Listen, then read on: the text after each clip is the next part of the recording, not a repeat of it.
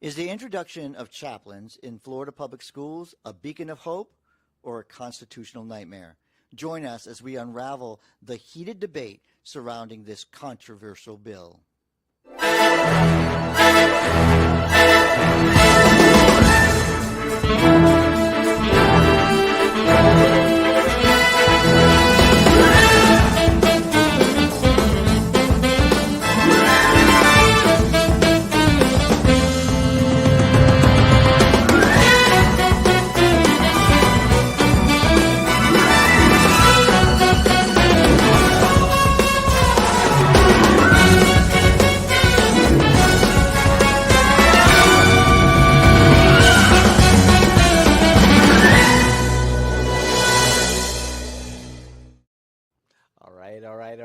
The Florida House passed a bill permitting chaplains in public schools for mental health support, sparking debate over its constitutionality.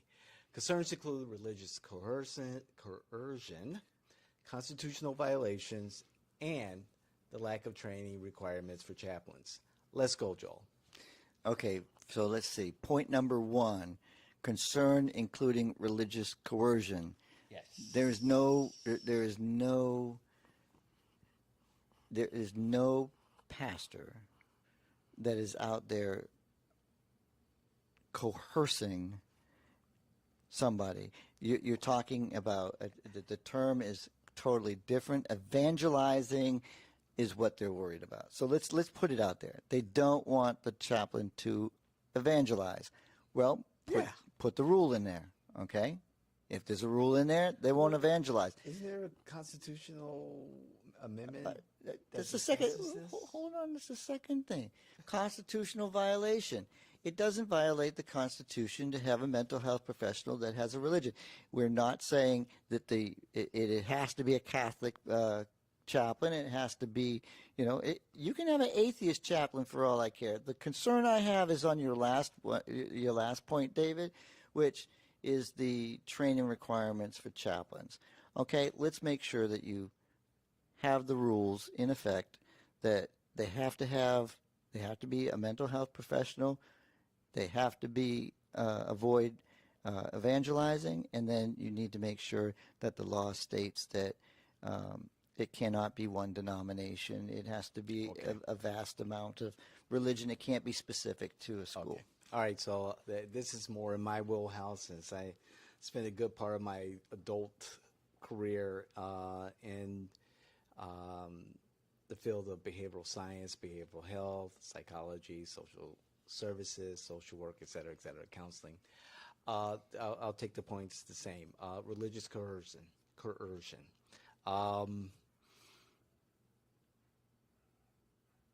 What stops someone, as we kind of argued or discussed in another episode about teachers and the propaganda that they may have on their desk in their room influencing our students?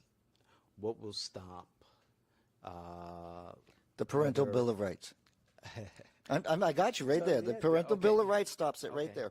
So that would also address...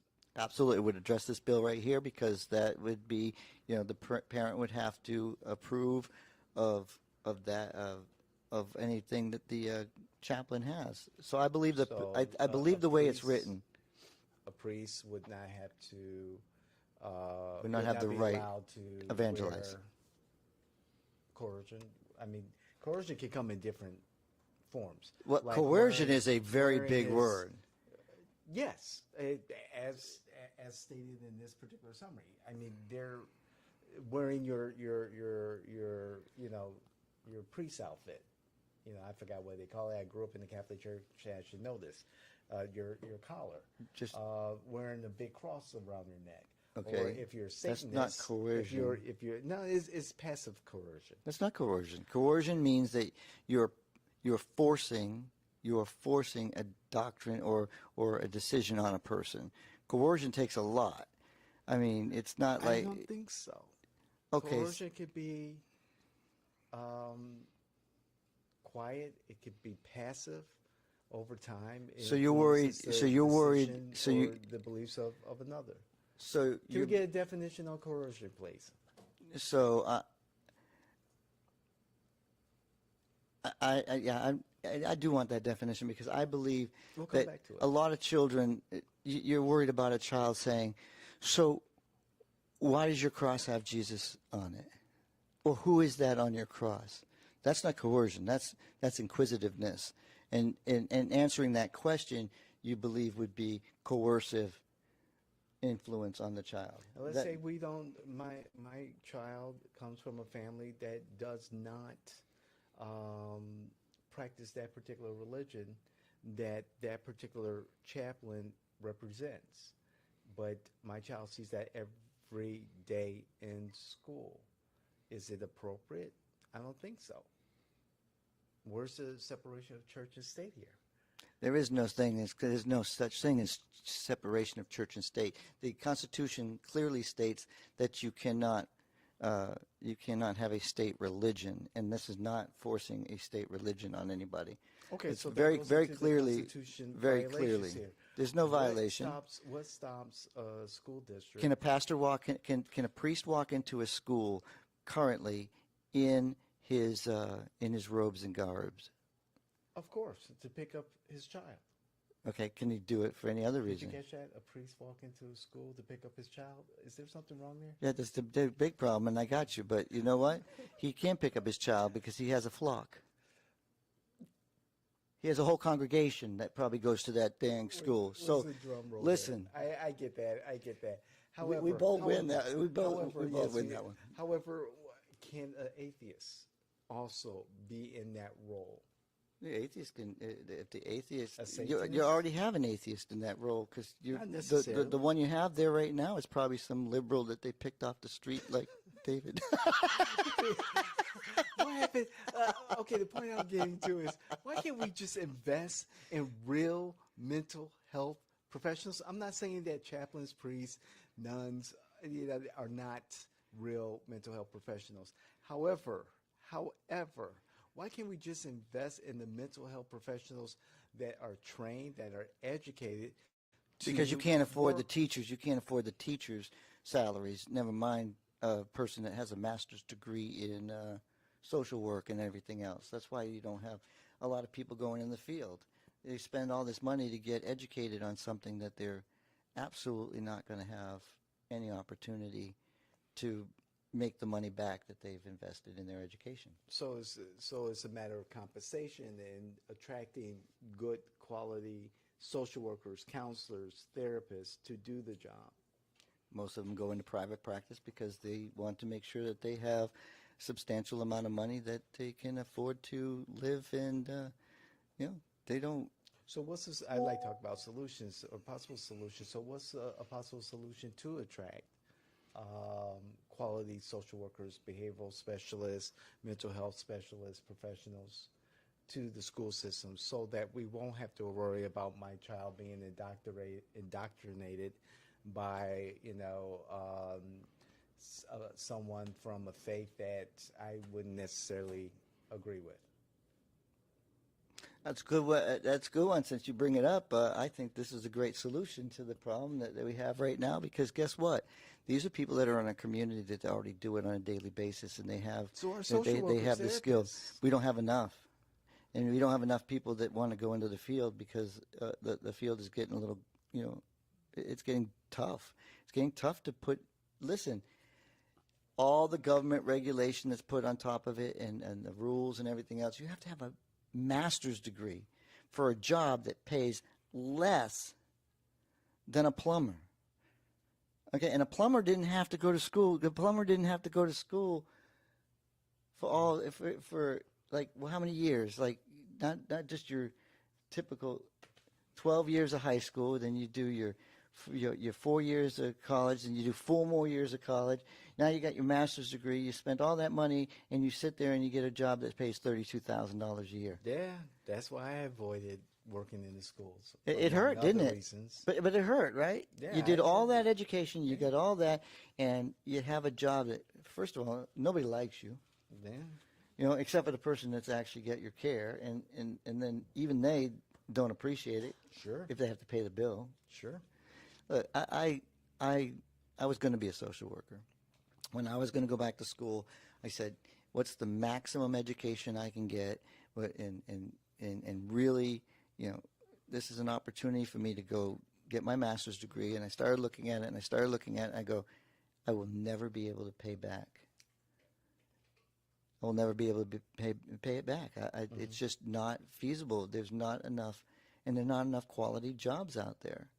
$32,000 a year, I could go back in the United States Army and make more money than that. That's where my dilemma is. It's so much government red tape in the job, and it's such a huge responsibility. I think this is a great solution. These are, as long as you make sure you put your safeguards in place.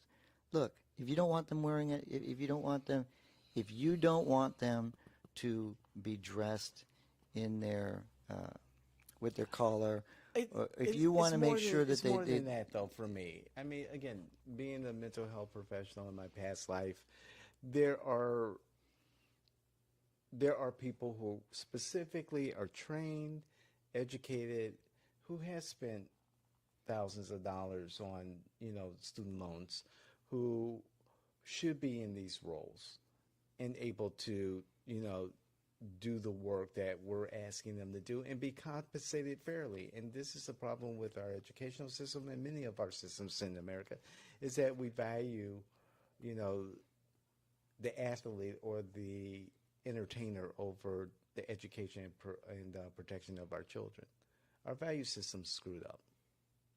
That's a whole conversation for a different one. Voila. But David, again, I like this bill. I think you give it a chance. It would be a good bill. I'm from a faith that I know that I trust the chaplains that we would be able to provide. Our pastors are highly qualified in. My faith is Lutheran, but through our seminary school, they have to be just as qualified in mental health counseling and family counseling. And I believe that the Catholic Church has the same high standards with their priests. Don't they have even their though own schools to do that? Even though they have their see, David knows exactly where I was going to go with that. Yeah.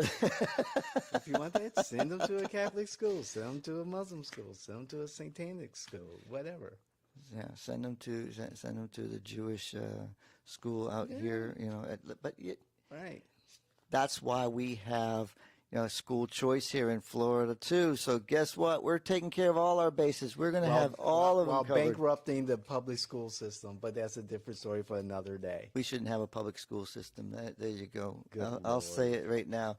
Our kids are coming out of the public school system, undereducated anyways. Parents need to hold themselves accountable and hold their schools accountable and be involved at every level of their If parents wanted to be education. teachers, they would get a license and go teach. Or homeschool.